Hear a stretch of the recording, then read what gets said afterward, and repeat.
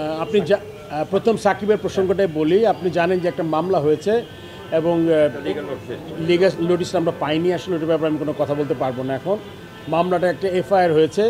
এফআইআরটা তো আসলে first information report বলে যেটাকে, তো ওটার পরে আপনার ইনভেস্টিগেশন হবে, তারপরে একটা দিকে যাবে মামলাটা।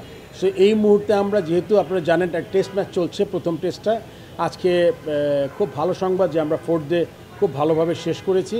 কালকে 5th ডে আছে এবং টেস্টের ডিসাইডিং ডে। আমার মনে হয় যে এই মুহূর্তে আমরা এই ব্যাপারে আসলে কোনো স্ট্যান্স নেওয়ার মতো চিন্তা করিনি। মনে করেছি আমরা যে কালকের ব্যাচটা শেষ হলে তখন আমরা একটা বসে ডিসিশন নিব। বাই দিস টাইম হয়তো আমরা লিগ্যাল নোটিশের ব্যাপারে আপনাদের কথা বলতে পারবো, বিকজ ওই সময় হয়তো পেয়ে যাবো আমরা লিগ্যাল নোটিশটা। এটা তো নর্মাল একটা ব্যাপার হয় কি, আপনার অ্যাকচুয়ালি গিয়ে এফআইআর যখন হয় এটা তো মাত্র ফার্স্ট ইনফরমেশন। এখন এটার এগেনস্টে কিন্তু এখনও কোনো মানে চার্জ গঠন হয়নি, মানে আমি যতটুকু জানি আর কি। সো ওর আগে একটা ডিসিশন নেওয়া কিন্তু খুব ডিফিকাল্ট। আর যেটা বলছি আমি, এই প্রশ্নটা আপনি মনে করেন, আমরা জানেন যে গত বেশ কিছুদিন আমাদের একটা বিরাট ঘটনা ঘটেছে, আমাদের অনেক প্রাণ নষ্ট হয়েছে, এটা আমরা জানি। এটাতে সহমর্মিতা এখনও আছে আমাদের, আমরা ভুলে যাইনি জিনিসগুলো। বাট এই মুহূর্তে কিন্তু আপনি একটু আগেই বলেছি আমি যে আমাদের যে টেস্ট ম্যাচটা চলছে, আসলে বিসিবির সাথে সাকিব আল হাসানের তো একটা সম্পর্কগুলি গিয়া খেলোয়াড় এবং এমপ্লয়ার বলতে পারেন আপনি, কন্ট্রাক্টের সাথে। তো এটা আছে কালকের দিনটার পর আমরা আসলে একটা বসে আমরা চিন্তা করতে পারবো যে এক্স্যাক্টলি যখন আমরা লিগ্যাল নোটিশটা পাবো কী আছে ওখানে, দেখে তারপরে ডিসিশন নিতে পারবো।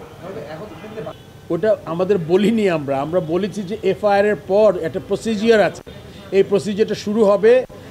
যেহেতু ফার্স্ট টেস্ট ম্যাচ, এই টেস্ট ম্যাচটা তো এখন আমরা 4th ডেতে, এই টেস্ট ম্যাচটা শেষ হবে। আপনি জানেন সেকেন্ড টেস্ট ম্যাচ 30 তারিখে। তার আগে আমাদের আছে, এর মধ্যে কথা বলবো আমরা, স্পেস আছে মাঝখানে।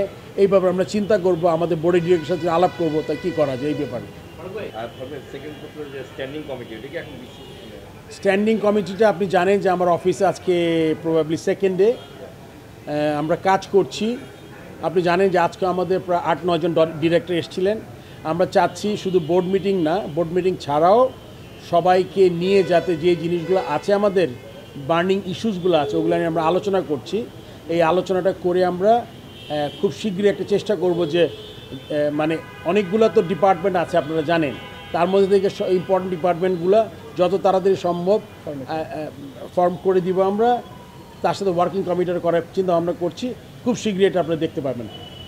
এটা একদমই ইনিশিয়াল স্টেজ অ্যান্ড পুরোপুরি একটা মানে আইনানুগ ব্যাপার। এটা আসলে মানে একদম ফর্মই করেনি। এটা আসলে it's too early to make a comment. এটা আসলে আর কি সময় যেতে হবে, তারপর আমরা এটার ব্যাপারে আলাপ করতে পারবো। Thank you. লাস্ট এটা এই শেষ, নেক্সট এই বিষয়ে প্রশ্ন নিচ্ছে বলে দিছি এটা ড্র্যাগ করার দরকার নাই আর, এটা শেষ।